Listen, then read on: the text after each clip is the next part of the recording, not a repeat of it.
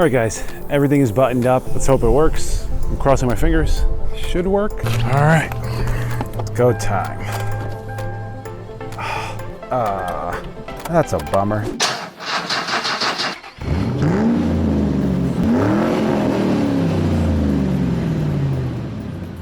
Welcome back to another episode of Broke From Here, guys. If you are new to the channel and you like seeing cars go from being worth $500 to $5,000 in a short amount of time, then you're in the right place. Make sure to go down, hit the subscribe button, and click the notification bell. This way you get alerted when I put out 2 a week. Also, if you're new to the channel, we've previously been working on my 2011 Kia Forte that I picked up for, I think I really do have to go back and look back, somewhere between $1,200 and $1,700, somewhere in there. The guy was asking $4,500, but when I got there, we kind of discovered that something was wrong with the timing. All 4 cylinders were misfiring. I got 2 codes for messed up timing, whether it was the crank sensor, the knock sensor, or the camshaft sensor. Something was wrong. After talking to him a bit, kind of found out that there's definitely been body damage. He ended up trading it through a buddy to kind of make up for basically $4,500 was supposed to be the difference of the trade that he needed to make up from the cash. After we spoke a bit, I kind of explained to him, hey man, I don't know if you noticed, but this thing's had body work. This, obviously the engine's not running right. It may not be a big deal, but it also could need an entire engine. So that's how we kind of ended up at this price. Car has, I think, 98 or 94,000 miles, and in the previous episodes I've been tearing this thing apart to get to the timing chain and replace it. Finally, in the last episode I was able to get the timing chain on, and now the last thing I had to do is actually clean and reseal the oil pan, remount it back up under the engine, and then put on all the pulleys and then just basically button up the engine, and then hopefully we can get the first start in this episode. At least I hope,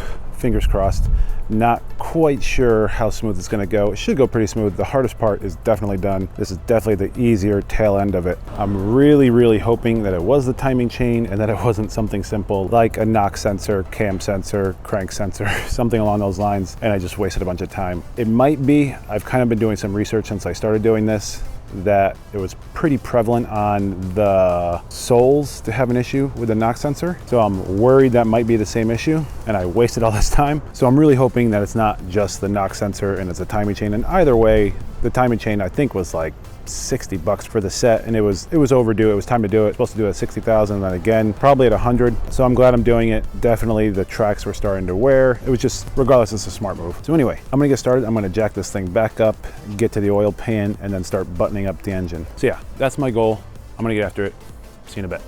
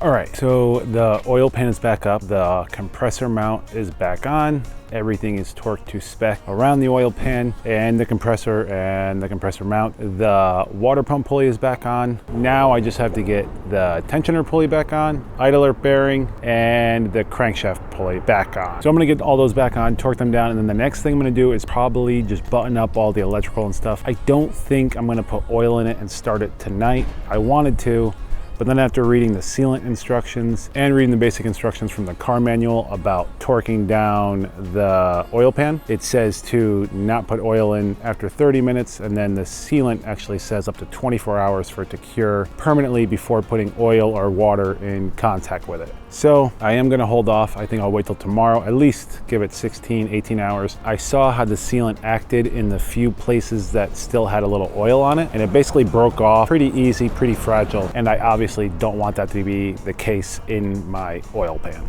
So I'm gonna hold off probably till tomorrow to get the first start on this thing. Should be about 16, 18 hours before I actually turn it on. We'll see what happens. Anyway, I'm gonna get started mounting everything, finishing it all up, and hopefully have the engine back together completely tonight. See you in a bit.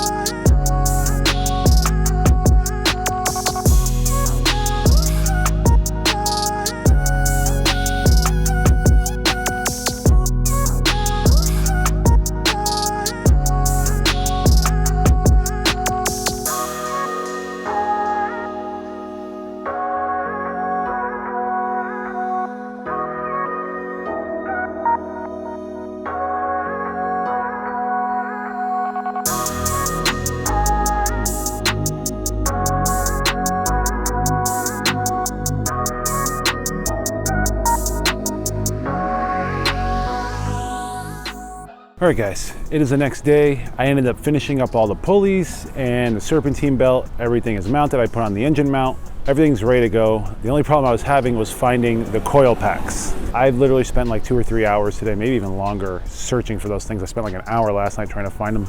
Then a rainstorm came in, so I was trying to avoid getting struck by lightning, but I found them. They matched perfectly into the leather seats of my Ford Explorer. That's why it took me so long. They're like the perfect color against those seats that it just blended in, and I kept looking over top of them.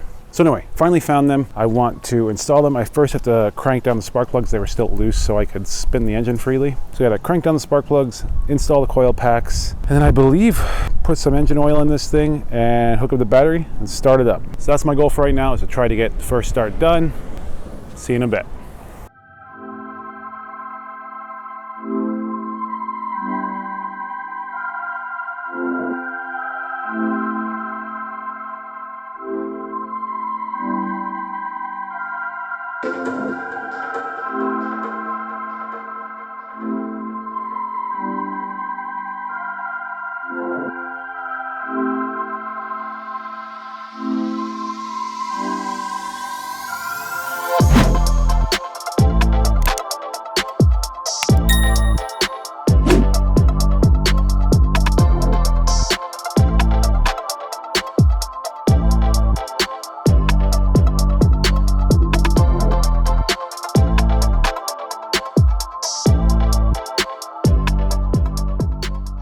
All right guys, everything is buttoned up. I believe it may start. I had trouble starting it the last time the battery was completely dead. Might have to jump it, but right now, if it starts, will be the first start since I did all this work. Let's hope it works. I'm crossing my fingers.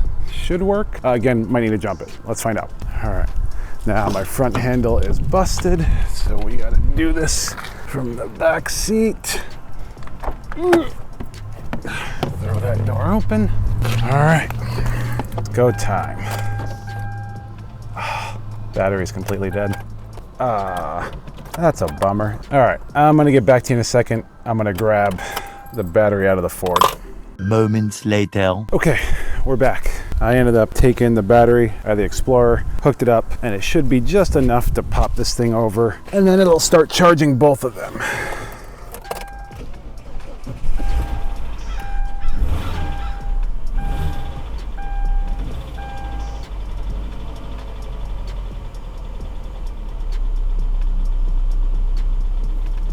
All right, the engine doesn't sound good. I don't like it. It's not running as nice as I would like it to. It kind of sounds like a diesel a little bit. Sounds like it is at a time, same thing, almost exactly the same as before I did this. The only nice part is that I know now definitely it is in time. One of the things I was concerned about was when I was taking the engine apart was one, the new silicone on the side of the timing cover. Made me think someone got in there. The other thing I got afraid of is when I took off the valve cover, I saw surface rust on the cams everywhere except where it touches the valves on the lobes, which makes me think there might have been a head gasket job. That head gasket job could have been done without a resurfacing. It could have been done with a resurfacing and they took off too much, which would change the compression along with the valves possibly hitting the cylinders, or there's been a bent valve the whole time, they never fixed it. Could have been a lot of things. It also could be something as easy as a knock sensor and I never had to do any of this. Really could be. My head's kind of all over on it. Basically, if you hear it right now,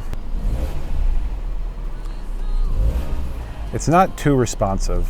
And if I rev it and then drop it, it kind of does one of those dips. Sounds a little better right now, around 1,000 RPM. It's just when it starts to drop below 1,000 RPM that it sounds a little rough.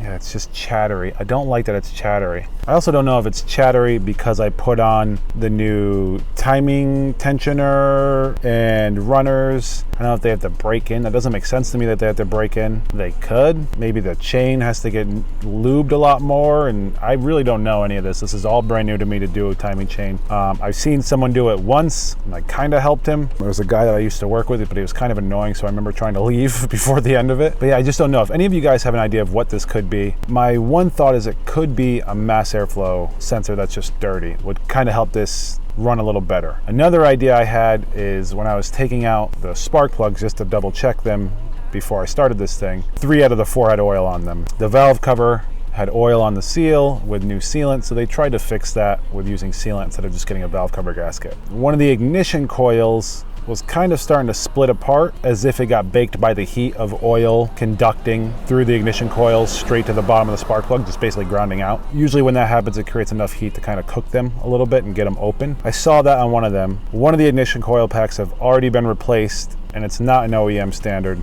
It looks to be a cheaper version. That doesn't necessarily scare me, but I do know that can cause a problem. Some engines are super fussy. I don't think a Kia would be. It could be. So I'm thinking I might need 2 ignition coil packs, but I really can't tell anything until I get some engine data, some check engine lights, something to tell me, hey, all this is wrong. So I think what I'm going to do right now is I'm going to take out the mass airflow sensor quick, clean it off, see if it helps the idle at all. I mean, the idle is good at 600, but it just sounds chattery. So it makes me think that if the mass airflow sensor is dirty, it could affect the timing of the fuel and spark. So when it's trying to relax at 600, it could be dumping fuel in because it sees that it's getting a little more air than usual or not enough air, or vice versa with fuel. So yeah, I think right now what I'm going to do is take out the mass airflow sensor, give it a quick clean, see how it runs afterwards, and then I'm going to throw the scanner on there to kind of see if I have any check engine pending codes at all. Kind of wondering if I had to do this at all from the start. At the very least, I know there's not a timing issue now. I'm like, I quadrupled 10 times checked the timing before I put this thing back together because it's something you don't want to have to go through again. So I'm positive it's good. I just don't know if I have bent valves, if it's a spark problem, if it's a knock sensor, if it's a crankshaft problem, crankshaft sensor problem. It could be one of 15 things. So anyway, that's where I'm going to start. Take out the mass airflow sensor, make sure it's clean it anyway, put it back in, maybe check the air filter, make sure that that's clean, put that back in. If it's running decent after that, then we know it's something simple and stupid. If it's still not, I'll throw the scanner on it, kind of see anything's pending at all. So I'm gonna get after it. See you in a bit.